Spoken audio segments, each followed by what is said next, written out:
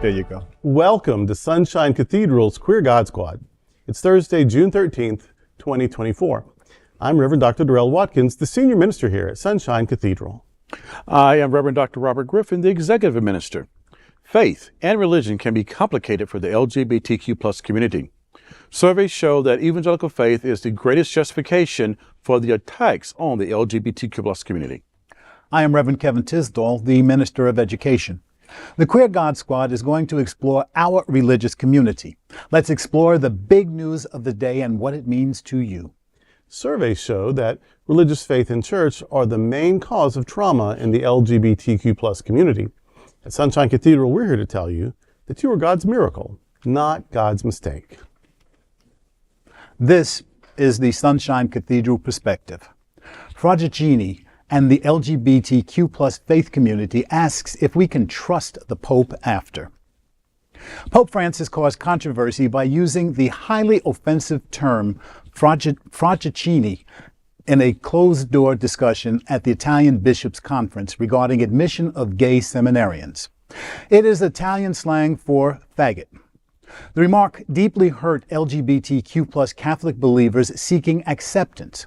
Despite this, the Pope's actions have shown gestures of inclusion, such as inviting trans women, including sex workers, to a community event and advocating for the decriminalization of homosexuality.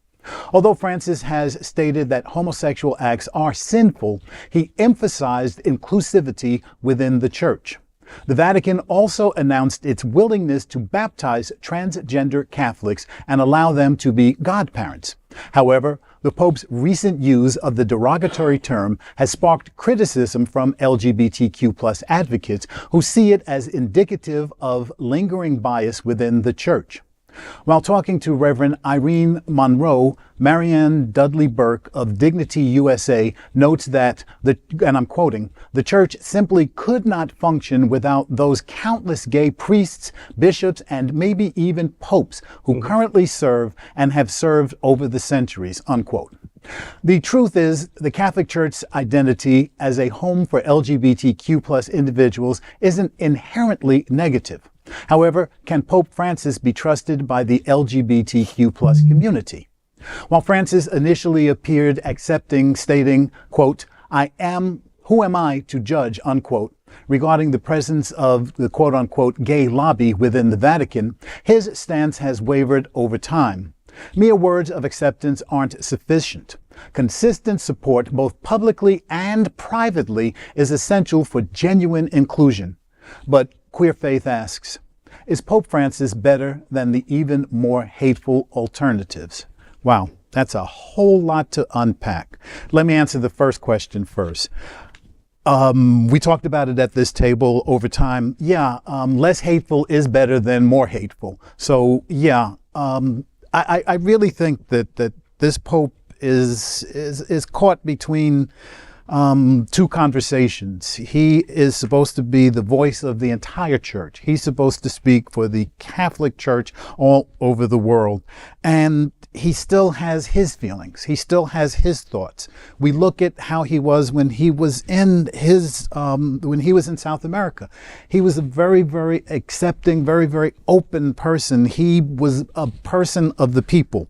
And now that he is the leader of the largest religious community in the world, he's got to step around. He's got to be careful with what he says.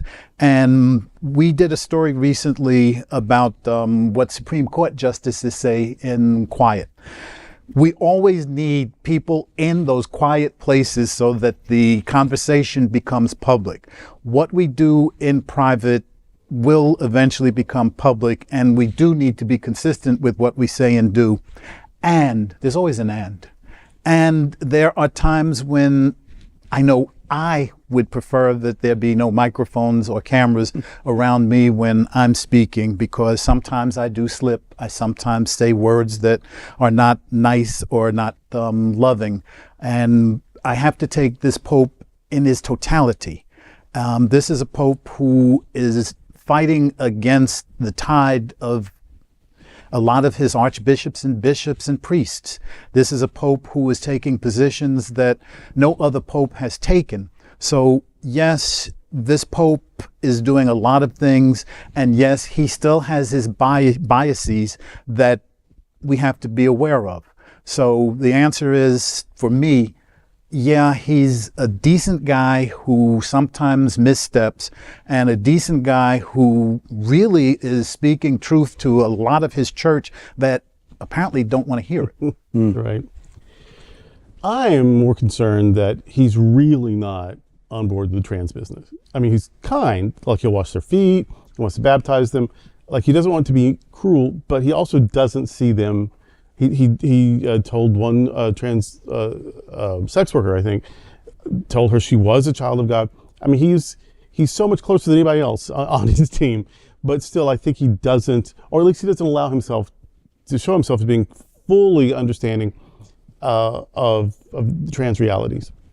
So there's that, and that he wants to have it all every which way. You know, that the homosexual acts are a sin, but it's not a sin to be gay. It's not even a sin to love someone. We'll even bless you, but you know, don't do the dirty.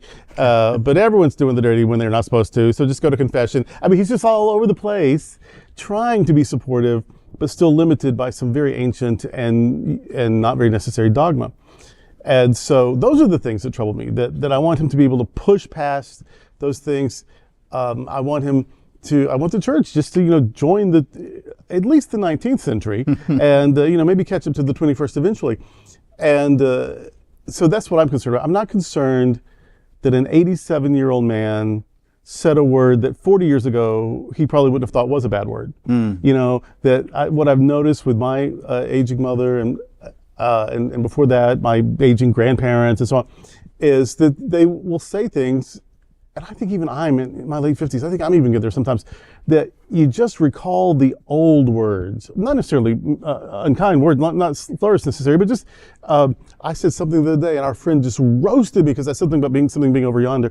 And he's like, stop, pause, you did not just say yonder. And I'm like, well, yeah, that's where over there is, it's over yonder. And so I think that happens to all of us. Yes, I think so. And I remember in the South, immediately post-civil rights movement, referring to people as colored was an alternative to saying something worse. It was meant to be respectful. Within 10 years of that, it was an insult. And you weren't paying attention if you said it. But sometimes old people would slip because they spent a long time saying colored, you know? So I just think that sometimes you do slip.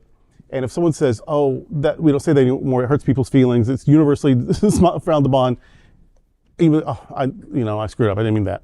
I think that happens to everyone.